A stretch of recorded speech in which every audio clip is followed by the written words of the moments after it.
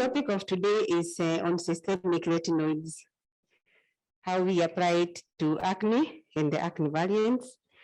I would kindly request you, Dr. Kiprono, to tell me about time, but I'll be very fast. Yeah. Okay. So my outline, I'm going to give the mechanisms of action, how the retinoids do work and how they are so efficacious. I'm going to do how to optimize treatment, a review of the recommendation guidelines that are up, and a summary of the adverse effects and how to approach them. And for an introduction, oral isotretinoin is also called the cis retinoic acid, that is the generic name, and it was first approved in 1982 for the treatment of very resistant acne. And since that time, it is still the gold standard for difficult to treat acne and its variants. Now, when systemic retinoids are given for the right time and for the right dose, 70% of the patients report cure or very prolonged remissions. And for those patients, 90% will have gotten some improvement.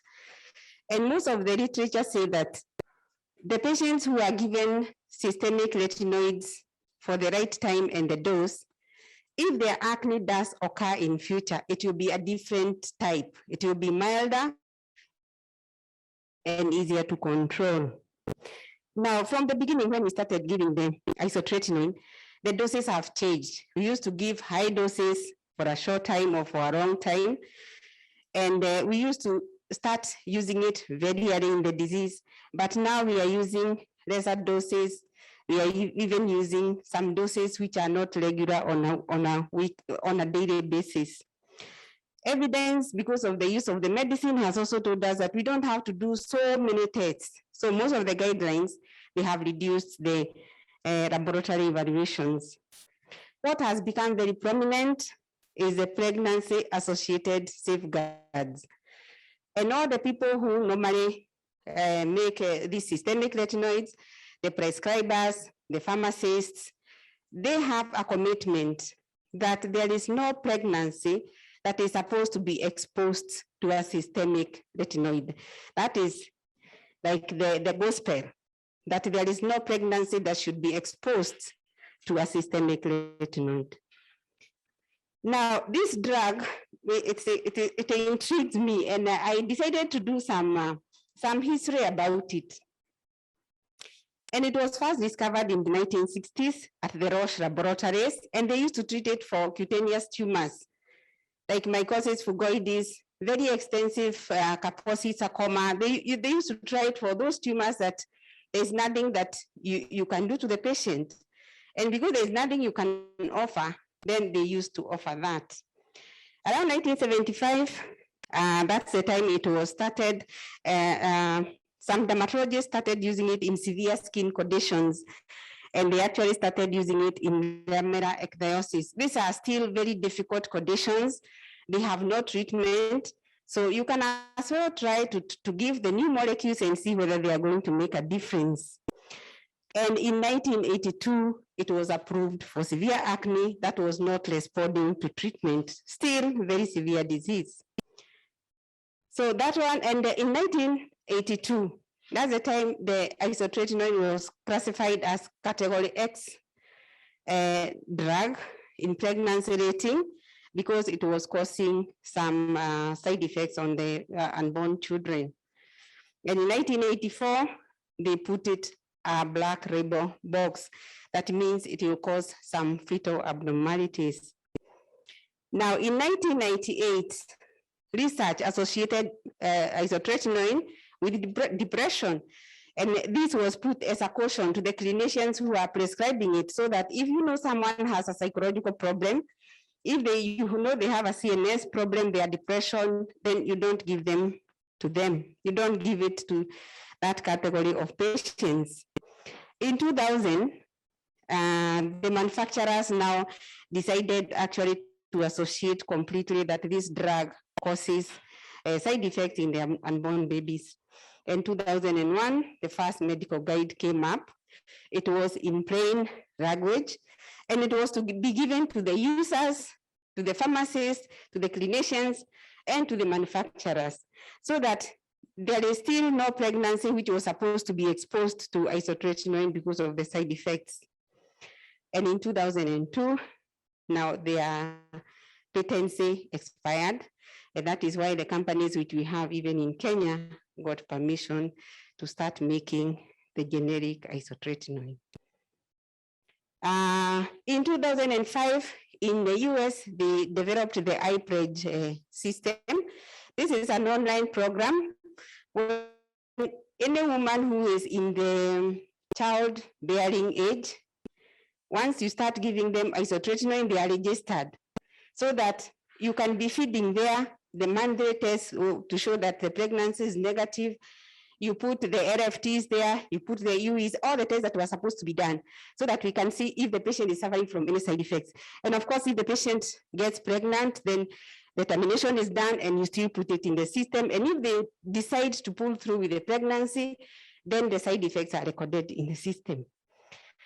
And this iPledge has come to be updated often. Every time there is something new they have discovered in the practice, it is updated. And the latest update was in 2018. So what is the mechanism of action? Isotretinoin works on all the etiological stages of acne, as we have seen from the other speakers, and I'm not going to go through there. It reduces the sebum production, it is anti-comedogenic, it reduces the P acnes, and it is anti-inflammatory. What are the indications? It is the best drug for nodular acne, which occurs in adolescents and adults. It can also be given in moderate acne, which is not responding to normal treatment. It can also be used to reduce scarring, like the photo we were shown there by Dr. Kahendo. That patient can be given just because you don't want, because the scars have already formed, but you want to reduce the amount of scarring. So when you are giving it, what are the cautions and the contraindications? Mental illness like depression, you really have to exclude, and it has to be excluded in both the patient and the family history. In the next nuclear family, there should not be depression and the like. If a patient is pregnant, they are thinking of getting pregnant or they are breastfeeding, then they should not be exposed to isotretinoin. And if they have liver disease, kidney disease, then you have to evaluate. If they have high cholesterol levels at the beginning, you really have to lower the cholesterol levels before you start isotretinoin. If they also have high levels of vitamin A, now here it's difficult because we don't ask for this vitamin. Unless you give the patient and they start getting very severe headaches, then you can check their vitamin A levels. If the patient has ulcerative colitis, they have Crohn's disease, these are the inflammatory bowel diseases, then it is better avoided. If a patient is diabetic, they are not supposed to be given isotretinoin because it has been found to derange the sugar control by insulin. Now, when you start a patient on isotretinoin, they have common side effects. These are side effects which occur on almost every patient. And the occurrence is 1 in 10. Dry eyes, dry throat, dry nose, they have headache, they can have general aches, they can have muscle pain, joint pains, but they are not significant. They don't stop the patient from going to work or doing their own functions. They don't make them like unable to swallow food. So they are common and they are not severe. And how do you cope? Now, if a patient is on isotretinoin, they are not supposed to undergo any skin procedures like waxing, dermabrasion, doing laser, and they have to be off these procedures during the treatment and 6 months after. If they have dry lips, if they have a dry skin, then they moisturize, they can do a lip balm, and to do as often as possible. They have dry eyes, you have to put them on eye drops. If they have a dry mouth, they can chew, you can give them sweets, and you can encourage them to take a lot of fluids. The same thing goes if they have a dry nose, they can do liquid paraffin drops. Most of them will have photosensitivity. They're supposed to be on a sunscreen, number 30 minimum. Now, if they have aches, they have mild headache, they may have joint pains, muscles, you can put them on paracetamol and not alter the dose. But if the symptoms are severe, they are preventing them from doing their normal duties, then you have to withdraw the medicine. Now, what are the serious side effects of isotretinoin? The serious side effects are few. They happen in lesser people, and they happen in like 1 in 1,000 people. Now, as we said in the contraindications, anxiety, aggression, if someone is depressed, if they have suicidal thoughts, and this also has 2 coins, because the disease, the way it is severe, and it is making someone have facial deformities, and they are making them not lead a normal life. Their quality of life index, the quality of life index is really affected. These patients can actually get these signs because of the disease, other than when you put them on medication. So sometimes you have to wait and see. If someone has very severe acne, they can't go to work. That someone is already having very bad thoughts, and you haven't given them the disease. So you have to weigh as a doctor, what should you do? Should you then treat them and make everybody in the family know that they have a risk of getting that? The others are pancreatitis, diarrhea, and these are all the side effects. And if they get, for these ones, you have to stop the medicine. What is the dosing? The general rule, you start at 0.5 milligrams per kg and you up the dose slowly. Previously, we used to say you give a maximum of 120 milligrams per kg for the duration of treatment. But now we are saying you up the dose until you get a clearance of 90% of the lesions. Once the 90% is resolved, that is the dose you stay on for about 4 to 8 weeks before you start coming down. And the medicine is better taken after a meal. For the current guidelines, men are not affected. Even if the wife is pregnant or they are trying to conceive, they are not affected. Tachyphylaxis has not been reported. This is resistance. Resistance has not been reported. Drug interactions, it is a vitamin A analog, so you cannot give any other supplement which has vitamin A. We have doxycyclines, and then we have other acne medicines. Like if a patient is on a systemic retinoid and you put them on a topical retinoid, they can suffer from more side effects. So you have to be careful when you are using other medicines which are in the same group. So we have the European guidelines. These ones are the ones we normally follow in Kenya because we are more European oriented.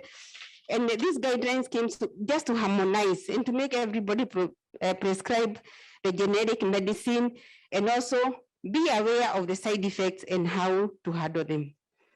And let me go through the new guidelines. What do they say? The starting dose is 0.5 milligrams per kg. Now, they have said that isotretinoin is never ever going to be a first-line treatment. Even if the patient has very severe acne, you have to take them through the tetracyclines, the erythromycins, the steroids, other things before you take them to isotretinoin. It's not a first-line treatment, even in severe acne. It is not indicated for those who are less than 12 years. And then now the blood tests, you do them at time 0, you repeat after 3 months, and if you are going to go to 6 months, then you repeat even after treatment. And of course, you have to stop all skin procedures. Pregnancy prevention program, this one has to go on in all countries, and we do that also. Now, what about isotretinoin in patients who have systemic diseases? What are you supposed to do if a patient has Crohn's disease, if they have diabetes, if they have epilepsy, and they have very severe acne? Should you give them? So what they did in these guidelines, they separated the conditions into 3. And these lists are not exhaustive. But what they say in protocol 1, these are diseases which are common in the setup. Because if a disease is common, that means there are many patients who have been given isotretinoin and nothing much has happened to the primary condition. So for this, for the standard regime, you give them the normal doses. Even if we had put diabetes in the other place, you just have to be more cautious, but they can actually start the normal dose of isotretinoin. Now, protocol B are those conditions which are a bit rare. That means those patients have not been exposed a lot to isotretinoin. So even in research, in evidence-based, the doctors who are using, they haven't used much. So like in chronic renal failure patients on dialysis, those are a bit of rare conditions. And you may assume not many of them have been put on isotretinoin. So for these ones, you give them half the dose. Instead of starting at 0.5, you're going to start them at 0.25 milligrams per kg until they respond. Now, category C are those conditions which are very rare. Yeah, that means those patients, in all the evidence that has been based on practice, they have not been put on isotretinoin and there is no evidence what happens. So for those ones, you're supposed to give them 20 milligrams of isotretinoin once a week. Then you see the response. That is for protocol C. Now, what can necessitate you to use isotretinoin? Early are those conditions, family history, if the acne is below 12 years, and as stated there. So who are the patients who respond slowly? If the macrocomedons are more than 70%, if they have severe acne, if they have a hormonal issue, if they have poor absorption. And this one I found interesting. If a patient does not get cheilitis, the lips are not inflamed, that patient is not absorbing isotretinoin. But if they have very severe cheilitis, they are absorbing a lot, and that is why they are having a lot of inflammation. So if you see a patient and they come and tell me, oh, my lips are not even affected, that's a bad sign, it's not a good one. So that means they are not going to respond well. The other thing I found is about staph aureus colonization. Every ulcer you find on the face which has passed and they are deep, and they are not responding well to isotretinoin, most likely they have staph aureus secondary infection, which occurs in about 1% of the cases. You're supposed to do a pus swab, get the sensitivity, and you clear that. And of course, in the acne variants that we have been informed by Dr. Kahedo, they also are poor responders. So when they respond poorly, cancel them, make sure they are adhering. Then you can add an antibiotic because of the staph aureus. You can add a steroid because maybe there is a lot of inflammation. If they're not getting cheilitis, then you have to up the dose and then doing the skin swab to rule out any bacterial colonization. And those are the special variants of acne, which you know, even if you have been told not to give it as the first line treatment, once you start them on another modality, that is where you are going to head to. Like, I mean, if acne fulminans, you have to start them on a steroid with isotretinoin, cogrobata, they don't need a steroid. Then there are others which are very variable treatments, but it is worth to try isotretinoin on these patients. And those are the areas of new research. We need to find out, or we need to get prospective studies to determine if there is a causal link between isotretinoin and depression. Are the patients getting depressed because of the isotretinoin or is because of the primary problem? We also need long-term prospective studies to determine if there's a causal link between isotretinoin and inflammatory bowel disease. The patient who won in the US because they took isotretinoin and then their ulcerative colitis got worse. So they went to court. The court listened, and because at the time that isotretinoin was being blamed for many things, they won a heavy award. But the company stayed, and many years they went back to court. And they went through the medical history of this patient. And actually the case was overturned. That is why now we are giving isotretinoin even in ulcerative colitis. And it was found that this patient had ulcerative colitis even when they were very young. So it had nothing to do with isotretinoin. And of course, we need more studies to know what is the best way of preventing pregnancy in a patient who is on isotretinoin. And is there a cumulative dose? Is there a maximum dose that we should stop at? Because that, the jury is still out. And thank you very much.